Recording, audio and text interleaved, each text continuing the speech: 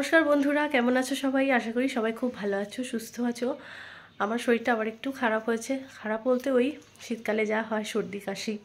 Actually ওয়েদারটা খুব খারাপ যাচ্ছে, মানে ওয়েদারটা একটু ফ্ল্যাকচুয়েট করছে, কখনো গরম কখনো ঠান্ডা। তো আজকে যেরকম ওয়েদারটা একটু ডাউন আছে, মানে খুব একটা ঠান্ডা নেই, একটু হালকা আছে। তো আজকে শনিবার 23শে ডিসেম্বর। আজকে আমরা যাচ্ছি একটু আমাদের এখানে মেলা। তোমাদের আগের দিনে ভিডিওটা আমি বলেছিলাম যে এখানে ভীষণ কালচারাল জায়গা, খর্দা সোদপুর। আমি বিয়ে হয়ে এসে থেকে দেখছি সারা শীতকাল জুড়ে মেলা, সাংস্কৃতিক অনুষ্ঠান, পুষ্প প্রদর্শনী এগুলো হয়। তো সবচেয়ে বড় যে মেলাটা হয় আমাদের এখানে, বলতে পারো এটা পানিহাটির ঐতিহ্য। পানিহাটি মেলা শুরু হয়েছে, পানিহাটি উৎসব, যেটা 10-11 দিন ধরে চলে। 20 তারিখে অলরেডি স্টার্ট হয়ে গেছে, কিন্তু আমরা যাওয়ার সময় পাইনি। তো আজকে তাই জন্য যাচ্ছি আমরা। একটু পরেই বেরোবো, মোটামুটি 7:30 পৌনে 8টার মধ্যে বেরিয়ে যাব। আমি রেডি হয়ে গেছি, এখন মিষ্টিকে রেডি করাবো। ওখানে অনুষ্ঠানটা প্রচুর বড় হয়। জগদ্ধাত্রী পুজোর দিন 45 ফুটের যে জগদ্ধাত্রী ঠাকুরটা হয়েছিল, যে মানে গ্রাউন্ডটাতে হয়েছিল, সেখানে এই মেলাটা হয়। অনেক বড়, পুরোটা কভার করা এখন হয় না আমাদের মিষ্টি হওয়ার পর থেকে। আগে যখন যেতাম তখন পুরোটা, মানে একটু সময় নিয়ে যেতাম, পুরোটাই কভার করতাম। কিন্তু এখন ও তো ছোটো, তার মধ্যে শীতকাল, আর প্রচণ্ড ভিড় হয়, ওকে কোলে নিয়ে সম্ভব হয় না। তো আমি যতটুকু মানে চেষ্টা করি একটু কাছাকাছির মধ্যে দেখা। আরেকটা যেটা ব্যাপার, এখানে 10-11 দিন ধরে বিভিন্ন অভিনেতা অভিনেত্রীরা আসেন, অনেক গায়ক গায়িকারা আসেন, তারা এখানে অনুষ্ঠান করে যান, তাদের পারফরমেন্স থাকে এখানে। আর লোকাল যারা আছে তারা তো থাকেই। তো সেই আকর্ষণে আরও প্রচুর ভিড় হয়। তো আজকেও আসছে বোধহয়, ইমন চক্রবর্তী আসছে। তো আমরা এখন বেরোচ্ছি। আর চলো, তোমাদের আর বেশি দেরি করব না, যে মেয়েটার কাশি হচ্ছে, দেরি করব না, চলো বেরিয়ে পড়ি। তারপর তোমাদেরকে আমি যতটুকু মানে সম্ভব দেখানোর চেষ্টা করব। চলো তাহলে এখন মেলার উদ্দেশ্যে বেরোই। আমরা বেরিয়ে গেলাম, এখন এই রাস্তাতেই আছি। আজকে ঠান্ডাটা খুব কম আছে সত্যি কথা, কিন্তু যেহেতু খুব ঠান্ডা লেগেছে আমার, আর এই মিষ্টিরও তাই আমরা মাস্ক পরে নিয়েছি, যাতে নাক দিয়ে হাওয়াটা না ঢুকে। ওর বাবাও একটা মাস্ক পরে নিয়েছে। কিন্তু আজকে ওয়েদারটা বেশ ভালো, বাইরে খুব সুন্দর, বেশি একটা ঠান্ডা নেই। তো যাই, এখন বেশ রাস্তায় ভিড় আছে। এখন 3 দিন যেহেতু ছুটি, আজকাল পরশু মেলায় আজকে বেশ ভিড় হবে। কাল পরশু তো বেশি ভিড় হবে, আজকে যেহেতু শনিবার, আজকে দেখা যাক যদি একটু হালকার মধ্যে থাকে। আজকে বোধহয় ইমন চক্রবর্তী আসবেন। তো চলো তাহলে, ভীষণ বড় গ্রাউন্ডটা তোমাদের আগে দেখিয়েছিলাম, বললাম আমি জগদ্ধাত্রী পুজো হয় ওখানে।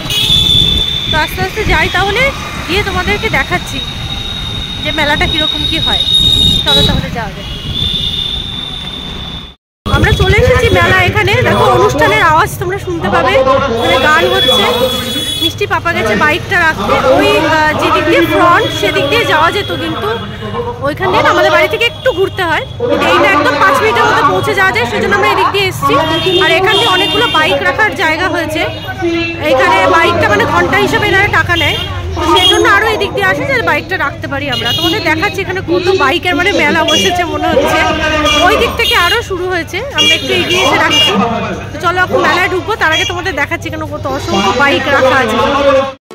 এইখানে একটা বাইক রাখার জায়গা হয়েছে। এই সোজা গিয়ে ডান দিকটা দিয়ে মিষ্টি পাপা গেছে বাইক রাখতে, আর যে টিন দিয়ে ঘেরা আছে পেছন দিকটায় প্রচুর বাইক রয়েছে। আর এই দিকে দেখো, ডান দিকে আর এইদিকে বাঁ দিকেও কত বাইকগুলো রাখা আছে। এগুলো বোধহয় এমনি, এখানে কোনো চার্জ লাগে না, কিন্তু আমরা ওখানে রেখেছি একটা সিকিউরিটির জন্য। এই আমরা ঢুকে গেছি পানিহাটি উৎসব এবং বইমেলায়। বইমেলাটা একটু পেছন দিকটায় হয়, মানে একই গ্রাউন্ডের মধ্যে, কিন্তু ওই দিকটায় বইমেলা, সাংস্কৃতিক অনুষ্ঠান, খাবার দাবার, প্রচুর খাবার দাবারের দোকান, জামা কাপড়, ব্যাগপত্র যা যা পাওয়া যায় মেলায় সমস্ত কিছুই থাকে এই দিকটায়। চলো তোমাদের যতটুকু পারবো কভার করার চেষ্টা করব, তোমাদেরকে দেখাচ্ছি। এদিকে একটা চার্ট মতো তৈরি করা আছে যে কোন দিনকে আসবে।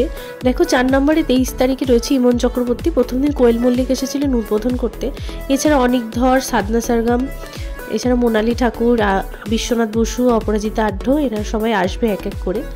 আর এখানে মঞ্চটা তৈরি করা হয়েছে, আর মঞ্চের সামনে, মানে একদম সামনে যাওয়ার উপায় নেই, প্রচণ্ড ভিড়। অনেক আগে থেকে অনেক মানুষেরা এসে এখানে দাঁড়িয়ে থাকে অনুষ্ঠানের জন্য। তো এখানে একজন ভালো গায়িকা আজকে আসছেন, তিনি ইমন চক্রবর্তী, আমরা সকলেই জানি ওনাকে। এবার চলো একটু মেলার দিকটা তোমাদের ঘুরিয়ে নিয়ে আসি, কারণ এখনও উনি স্টেজে ওঠেননি, তবে অ্যানাউন্সমেন্ট হয়ে গেছে, হয়তো মিনিট 10-এর মধ্যেই চলে আসবে। চলো তাহলে মেলার দিকটা আমরা ঘুরে আসি।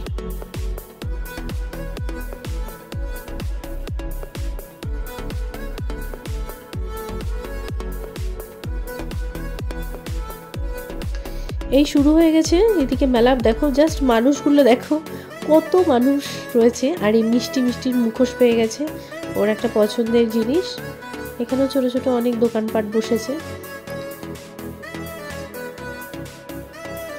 তবে খাবারের দোকান যদি মানে যারা খাদ্যরসিক মানুষ তাদের জন্য এই আমাদের পানিহাটি মেলাটা শ্রেষ্ঠ জায়গা। কি খাবার তুমি খাবে, সব রকম খাবার এখানে পাওয়া যায়।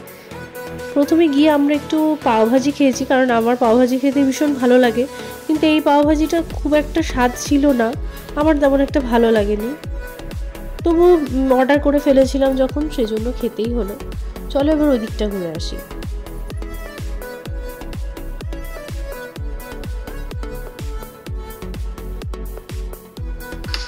মিষ্টিকে হাতে নিয়ে হাঁটার উপায় ছিল না, কারণ যত সময় যাচ্ছে তত ভিড় বাড়ছিল।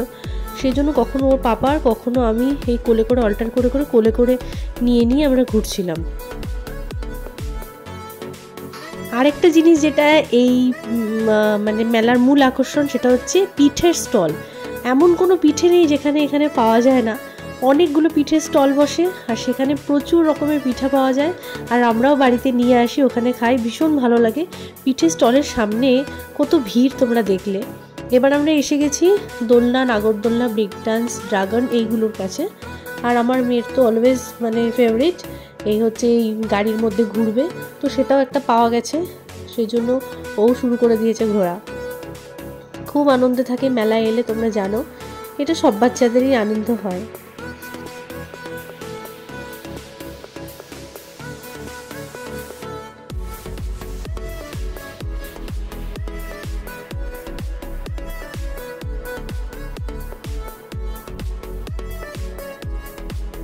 এই দিকটা আমি তোমাদের দেখাচ্ছি, একটু জুম করে দেখো, এখানে অনেকটা বড় আছে ওইদিকে।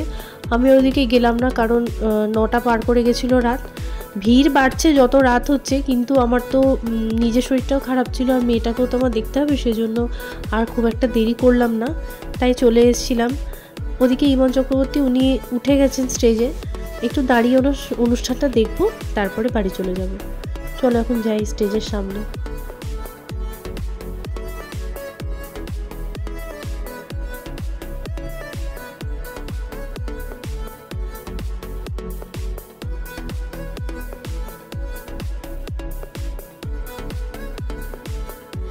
স্টেজের সামনেটা প্রচণ্ড ভিড় ছিল। মিষ্টিকে কোলে নিয়ে আমার বা ওর বাবার কারোরই যাওয়ার মানে ক্ষমতা ছিল না, সেই জন্য স্টেজের সামনে একটা জায়েন্ট স্ক্রিন রাখা ছিল, সেইখানে দাঁড়িয়ে আমি একটু অনুষ্ঠানটা তুলেছি, আর সাথে দেখেওছি তোমাদের দেখানোর জন্য। আমি একটু জুম করার চেষ্টা করছি স্টেজের দিকটাতে, যদি দেখা যায়, কিন্তু মাঝখানে একটা প্যান্ডেল তৈরি যে বাঁশটা রাখা ছিল ওইখানে গার্ড হয়ে যাচ্ছিল, সেই জন্য আর তোলা হয়নি।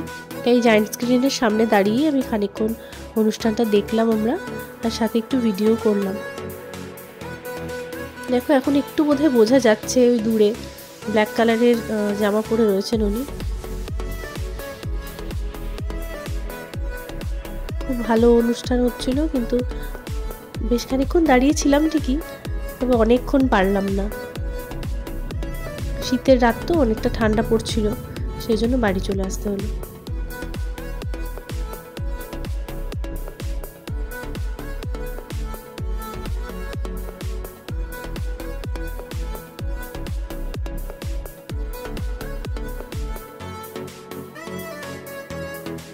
স্টেজের পাশ দিয়ে বাড়ির উদ্দেশ্যে যখন আসছিলাম, তখন এখানকার এলাকার যত গণ্যমান্য সব ব্যক্তিরা ওনারা গেছিলেন, স্টেজের ওপর উঠেছিলেন গায়িকাকে সংবর্ধনা দেওয়ার জন্য।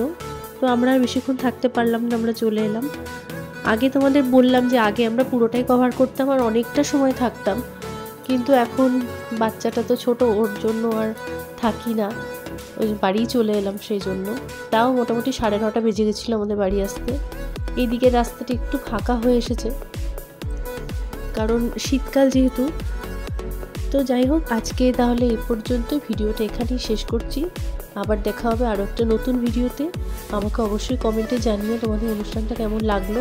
আমার খুব ভালো লাগতো যদি আমি পুরোটা তোমাদের দেখাতে পারতাম বা কভার করতে পারতাম, কিন্তু সেটা তো হলো না। যাই হোক, আজ তাহলে এখানেই শেষ করছি। খুব শিগগিরই ফিরে আসবো আরও একটা নতুন ভিডিও নিয়ে। ততদিন সবাই খুব ভালো থাকো, সুস্থ থাকো, শীতকাল অনেক সাবধানে থাকো, সবাইকে ভালো রাখো আর ভীষণ হাসি খুশি থাকো। নমস্কার।